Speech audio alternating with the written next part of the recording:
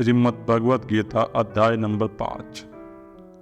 अर्जुन बोले भगवान श्री कृष्ण से कि हे भगवान, आप कर्मों के संन्यास की और फिर कर्म योग की प्रशंसा करते हैं, इसलिए इन दोनों में से जो मेरे लिए भली भांति कल्याणकारक साधन हो उसको आप कहिए।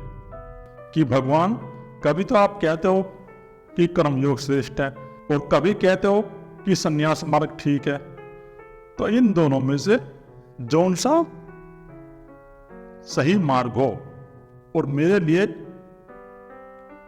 कल्याणकारक हो उस साधन को आप बताओ। आप मेरी बुद्धि को परिमित मत करो भगवान। आप इन दोनों में से जौन सा मार्ग श्रेष्ठ हो और जो मेरे लिए कल्याणकारक हो उसे आप भली भांति कहे और मुझे समझाए। भगवान श्री कृष्ण बोले अर्जुन से कि कर्म संन्यास और कर्म योग ये दोनों कल्याण करने वाले, परंतु उन दोनों में से भी कर्म संन्यास से कर्म योग साधन में सुगम होने से श्रेष्ठ है। ये दोनों ही मार्ग श्रेष्ठ है। कर्म संन्यास भी श्रेष्ठ है और कर्म योग भी श्रेष्ठ है। तो जो संन्यास लेके अपनी साधना करते हैं, ध्यान साधना करते हैं, तो वो भी श्रेष्ठ है। और जो एक ये मार्ग है कि तुम संसार में रहो और संसार में रहते हुए कर्म करो, जो भी कर्म करो उस परम पिता परमात्मा को अर्पण कर दो, ये कर्मयोग है। और कर्मयोग इनमें सब में सुगम है अर्जुन, क्योंकि ज्ञान योग भी कठिन है, कर्म संन्यास भी कठिन है, लेकिन जो कर्म योग है वो सुगम है, वो सरल है। वो सुगम इसलिए है क्योंकि कर्म योग में हमें कहीं कुछ छोड़ना नहीं पड़ता और ना कहीं कुछ जाना पड़ता। कर्म योग में ये है, आप जहाँ भी हो, अपने घर में हो, अपने गृहस्थी में हो, बस इस प्रकार कर्म करना शुरू कर दो कि जो करा रहा है वो परम पिता परमात्मा ही करा रहा है। जो तुम्हारे अंदर वो कर्तापन का अहंकार है वो धीरे धीरे छीन होना शुरू हो जाएगा। जो हमारे मन के अंदर या हमारे अंदर ये एक भाव उत्पन्न हो गया है कि मैं कर रहा हूं, लेकिन मैं नहीं कर रहा है। यहाँ ये सब प्रकृति की माया चल रही है।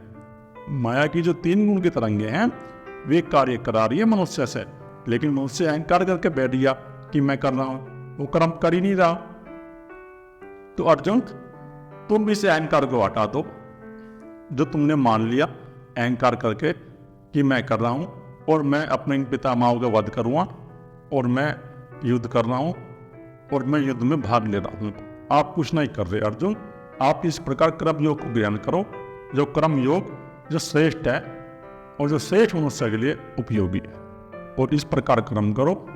जो करा रहा है वो परम पिता परमात्मा करा रहा है, मैं तो निमित्त मात्र हूं। जब तुम इस प्रकार कर्म करने लगोगे तो फिर अर्जुन तुम्हें किसी प्रकार कोई कर्मों का बोध नहीं लगे, ना कोई पाप लगे।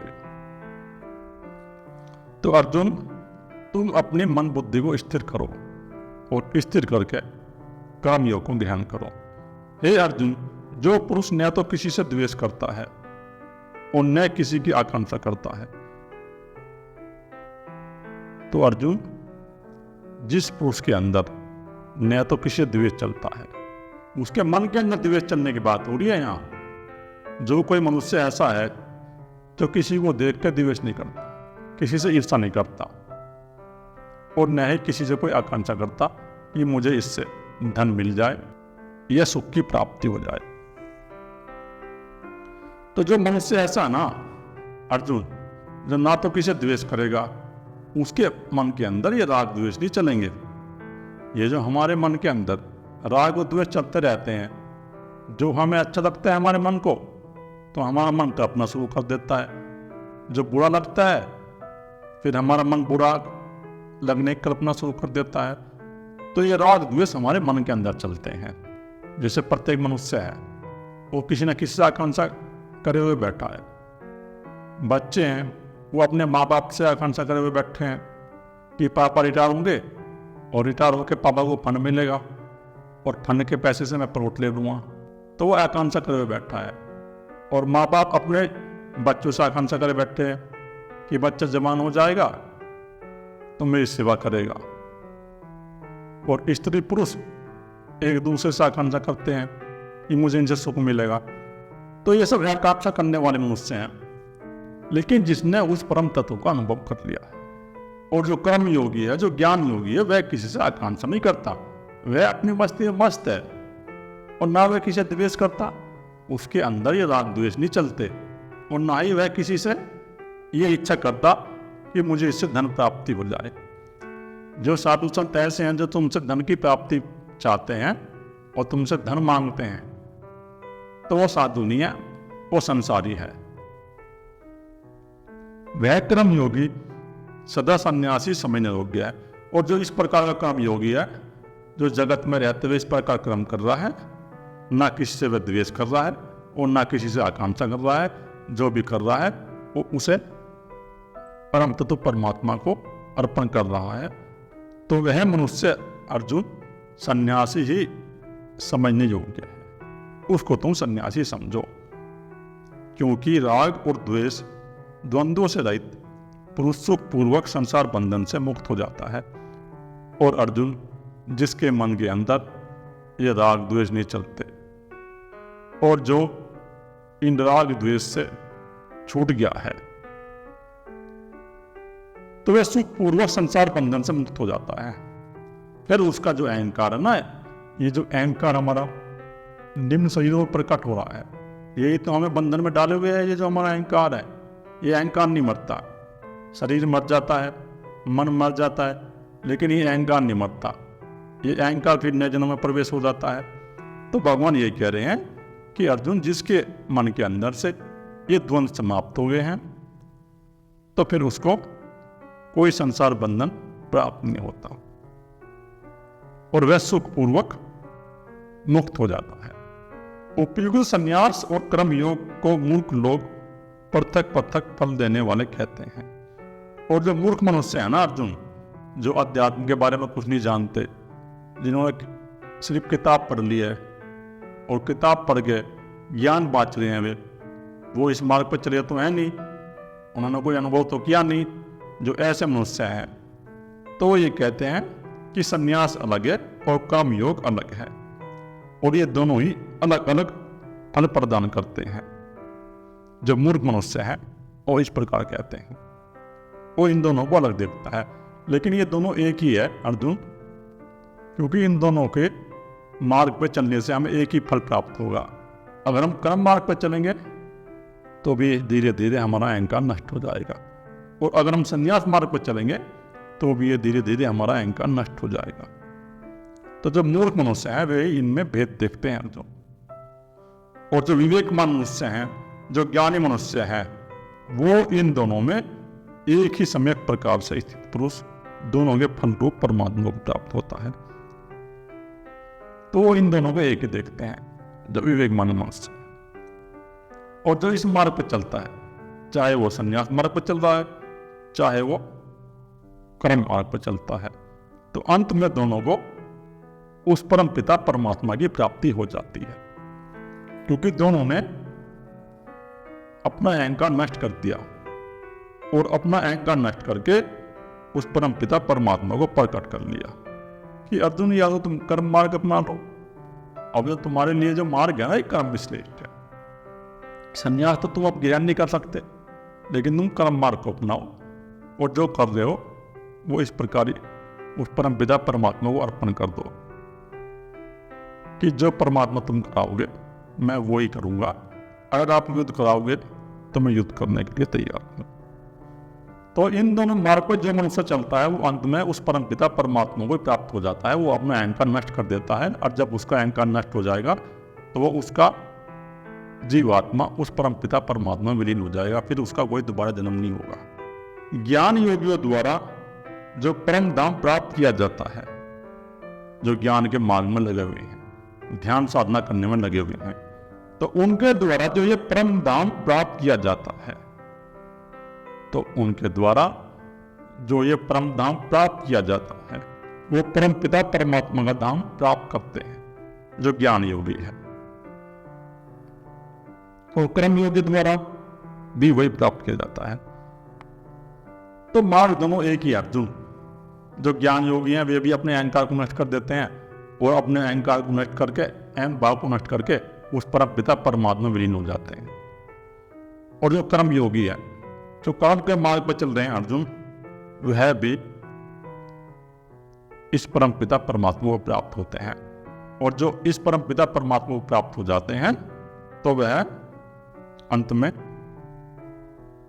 वही गति पाते हैं जो ज्ञानी की गति होती है।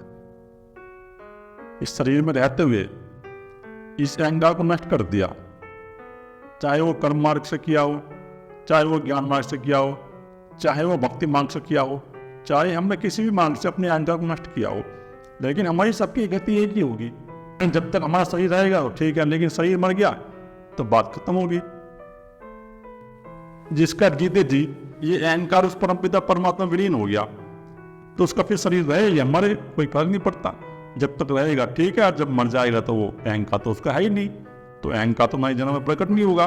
कि दोनों की गति एक ही है, चाहे वो कर्म मार्ग हो चाहे ज्ञान मार्ग हो। इसलिए जो पुरुष ज्ञान योग और कर्म योग को फल रूप में एक देखता है वही यथार्थ देखता है। बुद्धिमान मनुष्य हैं जिनके अंदर प्रज्ञा बुद्धि उत्पन्न होगी है, तो वह मनुष्य है ना, ज्ञान मार्ग को भी एक ही देखेगा और कर्म मार्ग को भी एक ही देखेगा। वो यही देखेगा भाई ज्ञान मार्ग भी एक ही है और कर्म मार्ग भी एक ही। तो जो मनुष्य हैं अपनी साधना में लगे हुए हैं वो दोनों से उनको एक ही फल प्राप्त होगा। कर्म मार्ग से भी हमारा भी अहंकार नष्ट हो जाएगा और ज्ञान मार्ग से भी। और जो बुद्धिमान मनुष्य है वो दोनों को एक ही देखता है। जिसके अंदर प्रज्ञा बुद्धि उत्पन्न हो गया वो इनको अलग नहीं देखेगा, वो यही देखेगा भाई ये दोनों एक ही है। और जो ऐसे मनुष्य हैं जो किताब पढ़ रहे हैं और किताब पढ़ के जो लोगों को ज्ञान बांट रहे हैं, अपनी बुद्धि में ज्ञान कर रहे हैं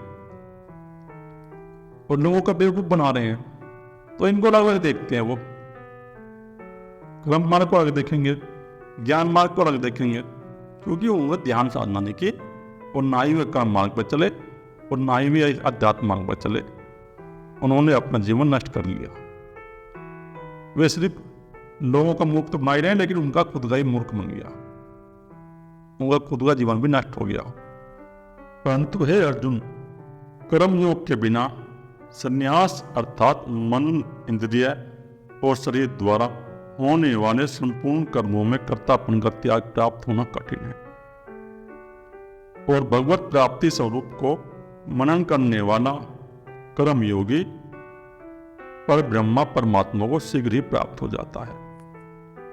हमारे मन, इंद्रिय और शरीर द्वारा होने वाले संपूर्ण कर्म, तो जो हमारे मन के द्वारा कर्म होते हैं और शरीर के द्वारा कर्म होते हैं और इंद्रियों के द्वारा कर्म होते हैं, तो इनमें हमें कर्तापन का अहंकार हो गया है। लेकिन ये जो कर्तापन का अहंकार है ना अर्जुन, ये नहीं छूटेगा। वो कर्म मार्ग इसलिए श्रेष्ठ है क्योंकि जो कर्म मार्ग वाला है वो भगवत स्वरूप को मनन करने वाला है।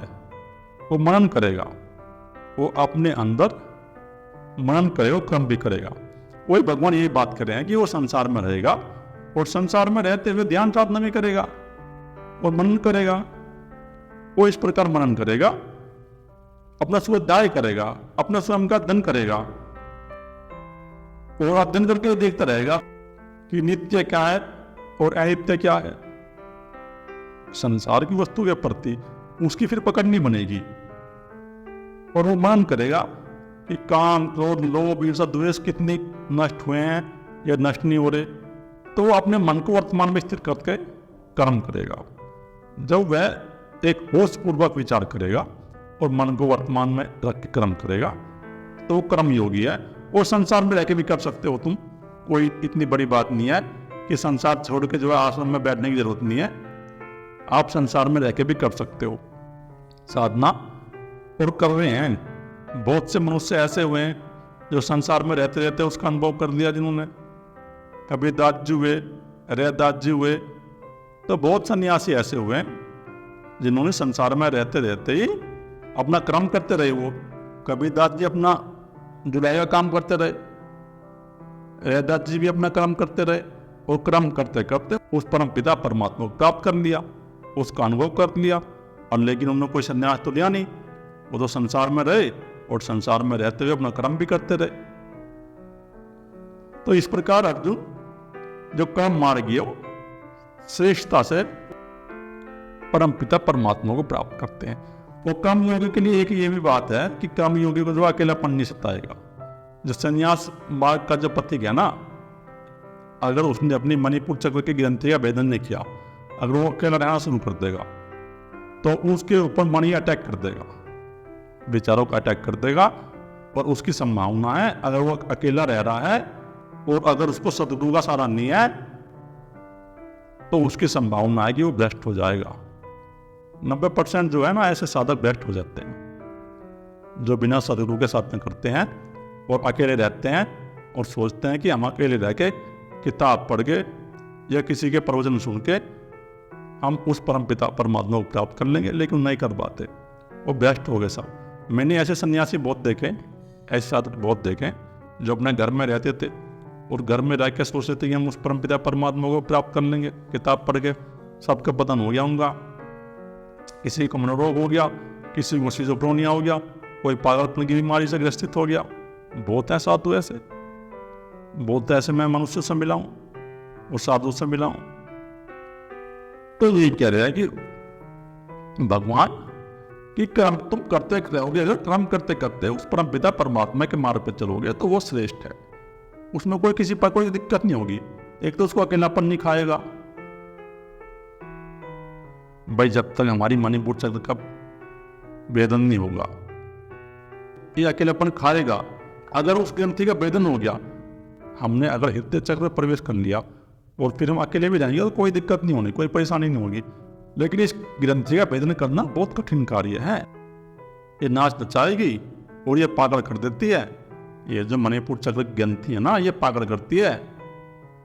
अगर उसके पास विवेक बुद्धि नहीं होगी और सदगुरु का सहारा नहीं होगा और मन नहीं कर रहा होगा और वो अकेले में साधना करने बैठ गया तो पागल होगा वो 100%, कोई रोक नहीं सकता उसको। कर्तव्य का त्याग कर दो। और जो ऐसे योगी हैं जो संसार में रहते हुए कर्म करते हैं और कर्म करते करते उस परमपिता परमात्मा को प्राप्त कर लेते हैं, वो कर्म करते करते इस परमपिता परमात्मा को प्राप्त कर लेते हैं। वह हृदय चक्र के बाद जो है ना, फिर थोड़ा एकांत का मामला है। हृदय चक्र के बाद फिर हमें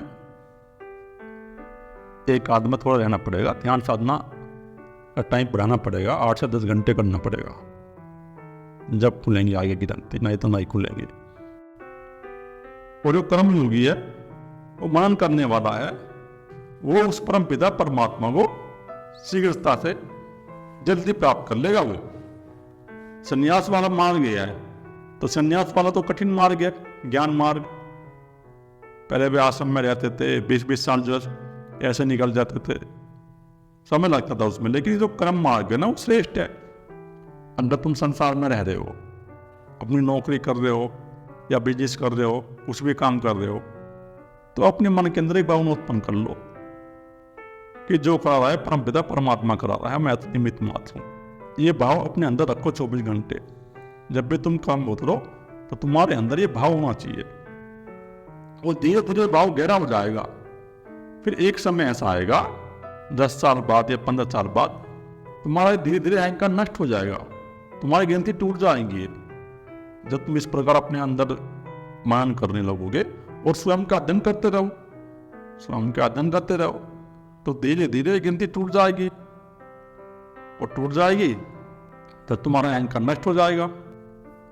और जब ये तुम्हारा अहंकार नष्ट हुआ तो परमपिता परमात्मा प्रकट हुआ, तुम्हें उसका अनुभव हो जाएगा। कोई किसी प्रकार का कठिन है ही नहीं है मार्ग, तो संसार में रहते रहते भी तुम कर सकते हो।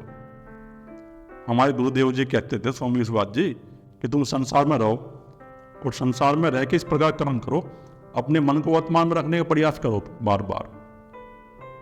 ये जो मन तुम्हारा भूतकाल में जाएगा और भविष्य काल में जाएगा, इसको बार बार वर्तमान में लेके आओ और इसको वर्तमान में रख के काम करो तुम। जब तुम इसको वर्तमान में रख के कर्म करोगे तो धीरे धीरे तुम्हारा ध्यान गहरा होता चला जाएगा और ये स्थिति तुम्हारी बनती चली जाएगी। ना कुछ छोड़ने की जरूरत है। अपने जो तुम गृहस्थी में हो, घर में हो, जो भी कार्य कर रहे हो, काम कर रहे हो, उसे परमपिता परमात्मा को अर्पण कर दो, अपने अंदर भाव उत्पन्न कर लो। ये तो सुगम मार्ग है, ये फिर कोई कठिन मार्ग नहीं है ये। और जिसका मन अपने वश में है, जो जितेंद्रिय एवं विशुद्ध अंतःकरण वाला है, और जिसने अपने मन को वश में कर लिया है और अपने इंद्रियों को जीत लिया है, और उसका अंतःकरण शुद्ध हो गया है। अंतःकरण का मतलब है हमारे जो अंतःकरण में हमारा चित्त है, तो हमारा चित्त शांत हो गया है। अहंकार है, अहंकार भी शांत हो गया है। तो अर्जुन जिसने अपने मन को शांत कर लिया है, अपने वश में कर लिया है, और अपनी इंद्रियों को जीत लिया है, और अपने अंतःकरण को शुद्ध कर लिया है, फिर उसके अंतःकरण के अंदर ये जो बहुत प्रकार के विचार है ना, मन भविष्य में जाता है और भूतकाल में विचरण करता है, तो ये नहीं होगा, उसके नष्ट हो जाएंगे। उन संपूर्ण प्राणियों का आत्मरूप परमात्मा ही जिसका आत्मा है। और जितने भी जगत में प्राणी हैं, तो चाहे कोई पशु है, पक्षी है, वृक्ष है, मनुष्य है, सबके अंदर वो परमपिता परमात्मा ही है। वो आत्मा, वो परम तत्व जो है सबके अंदर है। ऐसा कर्म योगी कर्म करता हुआ भी लिप्त नहीं होता, और जो इस प्रकार कर्म करेगा वो कर्मों से लिप्त नहीं होगा। भाई सारी बात तो अहंकार टूटने की है। जब तक ये अहंकार नहीं टूटेगा तो कर्मों से तो लिप्त होंगे हम। हमारे अहंकार के अंदर ये तरंगे सक्रिय हो जाएंगी। जब तक नहीं टूटेगा ये, जब तक जो है हमारा आगे चक्र नहीं खुलेगा, जब तक की बात है। आगे चक्र खुलने के बाद फिर कोई संस्कार संचित नहीं होते, फिर कोई भी कर्म करो वो उसको कोई कर्मों का पाप नहीं चढ़ेगा। लेकिन मार्ग लंबा है, कठिन है, ऐसा भी नहीं है कि तुरंत ही हो जाता है, और धीरे धीरे ही हम उस लक्ष्य को प्राप्त करते हैं। एकदम तो कुछ होने वाला है नहीं। कुछ साधक ऐसे होते हैं, आश्रम में गए, सत्संग में गए कि मुझे तो 1-2 महीने में कुछ प्राप्त नहीं हुआ, कि अध्यात्म तो कुछ है ही नहीं। तो ये लंबा प्रोसेस है। और कुछ ऐसे हैं जो 2-4 साल सोचते हैं, 2-4 साल लग गए इस मार्ग में, और 2-4 साल लगने के बाद फिर संसार में छोड़ के चले गए, भाग गए। तो लंबा प्रोसेस है, लंबा चलता है, कोई घबराने की बात नहीं है इसमें। धीरे धीरे लगे रहो, और जब धीरे धीरे तुम लगे रहोगे तुम्हारा ये अहंकार नष्ट हो जाएगा। और भगवान तो ये कह रहे हैं कर्म मार्ग से चल दो तुम, तो कर्म मार्ग सुगम भी है। कर्म मार्ग सुगम में अपने स्वयं का अध्ययन करते रहो, स्वयं का स्वाध्याय करते रहो, देखते रहो तुम्हारे मन के अंदर जो विचार नहीं आए, होश पूर्वक इनके प्रति सजग रहो। तुम कर्म भी करो तो अपने मन के विचारों के प्रति सजग रहो, और मन को वर्तमान में लाने की चेष्टा करो बार बार। जब तुम इस प्रकार कर्म करोगे तो उस परमपिता परमात्मा प्रकट कर लोगे। तो यही तो कह रहे हैं भगवान कि सबके अंदर वो परमपिता परमात्मा विराजमान है, और कोई भी मनुष्य उस परमपिता परमात्मा को प्रकट कर सकता है अपने अंदर। कोई इतनी बड़ी बात नहीं है अर्जुन, अगर वो कर्म मार्ग में ले जाए और इस प्रकार कर्म करे कि जो करा है वो परमपिता परमात्मा करा, तो प्रकट कर लेगा वो एक दिन। जिस मनुष्य का अहंकार नष्ट हो गया तो उसको फिर किसी भी प्रकार के कर्म का लिप्त नहीं होगा, क्योंकि उसके अंदर जो है ना, ये माया के जो तरंगे हैं सक्रिय नहीं होगी। क्योंकि जो माया के 3 गुण हैं ब्रह्मा के सूक्ष्म शरीर में, तो ब्रह्मा का सूक्ष्म शरीर है, सतोगुण रजोगुण तमोगुण की तरंगे। इन तरंगों में हमें अहंकार हो गया है, मैंपन का। और जब हमारा ये अहंकार टूट जाएगा, नष्ट हो जाएगा, तो फिर हमें कोई किसी प्रकार कर्म लगेगा ही नहीं। तो ये समझने की बात है। तत्व को जानने वाला सांख्य योगी तो देखता हुआ, सुनता हुआ, स्पर्श करता हुआ, सूंघता हुआ, भोजन करता हुआ, गमन करता हुआ, सोता हुआ, श्वास लेता हुआ, बोलता हुआ, त्यागता हुआ, ज्ञान करता हुआ, और आंखों को खोलते और मूंदता हुआ सब इंद्रियों अपने अपने अर्थों में बरत रही है। इसी प्रकार समझकर निसंदेह ऐसा माने कि मैं कुछ भी नहीं करता हूं। तो अर्जुन जो तत्व को जानना चाहता है, जो सांख्य योगी है, और सांख्य योग से इस तत्व को अपने अंदर प्रकट करना चाहता है, तो वो संसार को देखता हुआ, संसार में चाहे वो कुछ भी देख रहा हो, किसी भी वस्तु को देख रहा हो, वो सुनता हुआ, वो कोई बात सुन रहा हो और स्पर्श करता हुआ, चाहे वो किसी भी वस्तु पर स्पर्श कर रहा हो, चाहे किसी व्यक्ति का स्पर्श कर रहा हो, वो सूंघता हुआ, सूंघने में जो है उसको कोई गंध महसूस हो रही हो किसी भी प्रकार की, और भोजन भी करता हुआ और गमन करता हुआ, घूमता हुआ, सोता हुआ और श्वास लेता हुआ और बोलता हुआ भी। तो सब प्रकार के जो शरीर से हमारे कर्म हो रहे हैं, जो इस शरीर से जितने भी कर्म हो रहे हैं हमारे, तो जो सांख्य योगी है ना, वो इस प्रकार देखें कि ये सब कर्म जो है इंद्रियां अपने आप कर रही हैं और ये सब अपने काम हो रहे हैं, मैं कुछ नहीं कर रहा हूं। तो वो कर्तापन को यहां से हटा लेगा। अगर वो योगी जो है ना, जो संसार में ये कर्म कर रहे हैं, भगवान इसकी बात कर रहे हैं मनुष्य की, मनुष्य जिस प्रकार कर्म करता है, तो जो योगी है वो सांख्य योगी, वो इस प्रकार देखेगा ये जो हमारे शरीर है ना, ये अपने आप कर्म कर रहा है और ये अपने आप ही हो रही है। बस वो अहंकार को बीच में से तुम हटा दो। जब तुम अहंकार को अपने बीच में से हटा दोगे ना, तो धीरे धीरे वो तत्व प्रकट होना शुरू हो जाएगा। और वो सांख्य योगी समझता है कि मैं कुछ नहीं कर रहा, ये जो कर्म हो रहे हैं ना, ये अपने आप हो रहे हैं, प्रकृति से माया की 3 गुण की तरंग के कर्म करवा रही है हमारे से। तो सांख्य योगी है और कर्म योगी, वो इस प्रकार देखते हैं भाई जो कर्म हो रहे हैं शरीर से अपने आप हो रहे हैं और मन से भी अपने आप हो रहे हैं। ये शरीर और मन कर्म कर रहा है और ये शरीर और मन तो ये नष्ट हो जाएंगे शरीर छूटने के बाद, लेकिन वो अहंकार कर देता है। ये जो मैंपन का हमने अहंकार कर लिया ना, ये बच जाएगा, ये नष्ट नहीं होगा, ये नए शरीर में प्रकट हो जाएगा। तो इसी को नष्ट करना है और इसी को नष्ट करना मोक्ष है। और मोक्ष है क्या? तो मोक्ष जो पद है, निर्वाण जो है, वो यही तो है भाई, अपने तो अहंकार को नष्ट कर दो। सांख्य योगी है ना, वो इस प्रकार समझता है कि ये शरीर से अपने आप कर्म हो रहे हैं, मैं कुछ नहीं कर रहा। और जो योगी नहीं है, जो संसारी मनुष्य है, वो समझता है कि मैं कर रहा हूं। वो ये समझता है कि ये नौकरी मैं कर रहा हूं, ये दुकान मैं कर रहा हूं, ये बच्चे मेरे हैं, ये पत्नी मेरी है, ये घर मैंने बना लिया, ये गाड़ी मेरी होगी। तो वो इस प्रकार ही करेगा जो अहंकारी मनुष्य है। जिसके अंदर अहंकार होगा ना, वो मैंपन का अहंकार होगा उसके अंदर, और वो इस प्रकार ही कर्म करेगा। लेकिन जिसके अंदर अहंकार नहीं होगा, तो उसके अंदर इस प्रकार का भाव नहीं होगा। वो ये समझता है अंदर से कि वो परमपिता परमात्मा ही कर रहा है, अंदर से उसके भाव जाएगा। और जो संसारी मनुष्य है, उसके अंदर निरंतर चिंतन चलता रहेगा, अंदर से यही भाव रहता है उसके अंदर कि ये घर मेरा है, ये धन मेरा है। तो इनका उसके अंदर चिंतन चलता रहता है। लेकिन जो ज्ञानी मनुष्य है, जो सांख्य योग का साधक है, वो इस प्रकार देखता है कि जो करा रहा है वो परमपिता परमात्मा करा रहा है।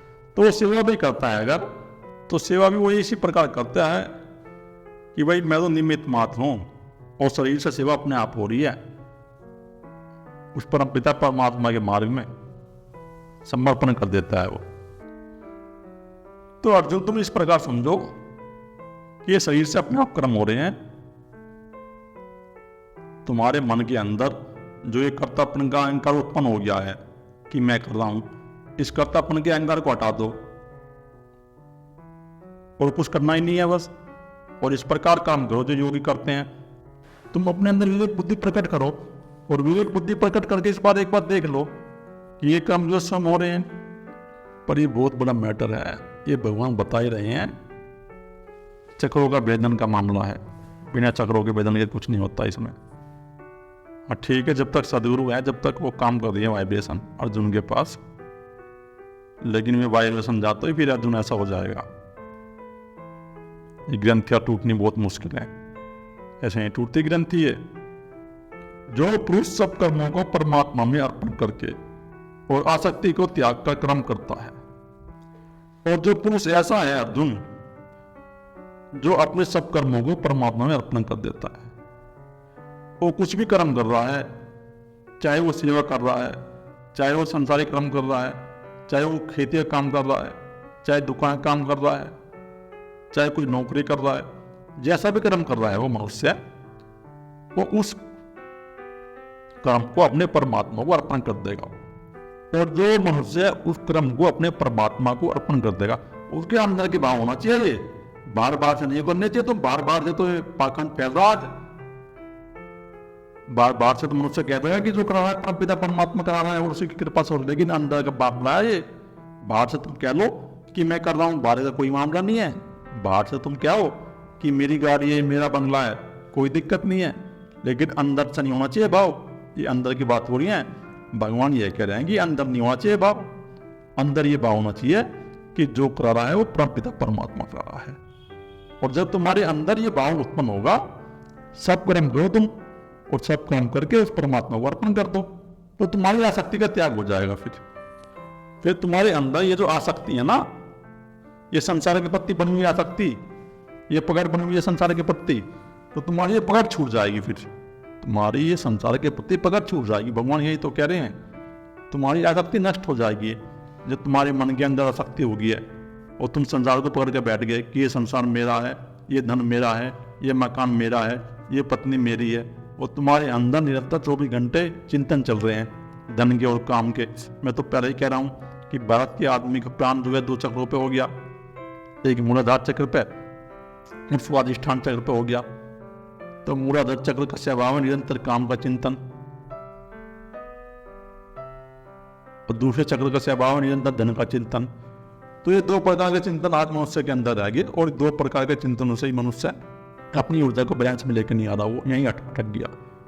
और जो मनुष्य यहीं अटक जाता है वो परेशान रहेगा, उसी के अंदर ये सैकड़ों प्रकार की बीमारी उत्पन्न होगी, क्योंकि वो प्रकृति के लेवल में नहीं है। मणिपुर चक्र पे तुम अपनी ऊर्जा को ले आओगे ना, बैलेंस में ले आओगे, तो फिर भी तुम ये है कि संसार में जो आराम से जो है जी के जाओगे और अपनी उम्र शांति से जी के जाओगे। तो उस मनुष्य की आसक्ति का त्याग हो जाता है। जो आसक्ति का त्याग है ना, वो कर देता है जो इस प्रकार कर्म करता है कि जो करा रहा है वो परमपिता परमात्मा करा रहा है और उसको अर्पण कर देगा, तो उसकी आसक्ति फिर नष्ट हो जाएगी। वह तो जल से कमल के पत्ते की भांति पाप से लिप्त नहीं होता। और जिस प्रकार जल में कमल रहता है, लेकिन जो कमल का फूल है, कमल का पत्ता है, उस पर जो जल है ना वो ठहरता नहीं है, वो तुरंत ही नीचे गिर जाता है। तो उसी प्रकार जो मनुष्य है, जो इस प्रकार कर्म करता है और उस परम पिता परमात्मा को अर्पण कर देता है, तो उसके अंदर ये संस्कार संचित नहीं होते। फिर उसके अहंकार के अंदर ये संस्कार संचित नहीं होते कि ये बुरा काम मैंने कर दिया, ये अच्छा काम मैंने कर दिया, क्योंकि उसका जो मैंपन का अहंकार है, ये मैंपन का अहंकार उसका खत्म हो गया, नष्ट हो गया। और जिसने अपने मैंपन का अहंकार नष्ट कर दिया, तो उसको फिर किसी प्रकार कोई कर्म का न पाप लगेगा न पुण्य लगेगा। कमल के पत्ते की भांति रहेगा, जिस प्रकार जल में कमल रहता है उसी प्रकार वो मनुष्य रहेगा, निर्लिप्त रहेगा फिर वो।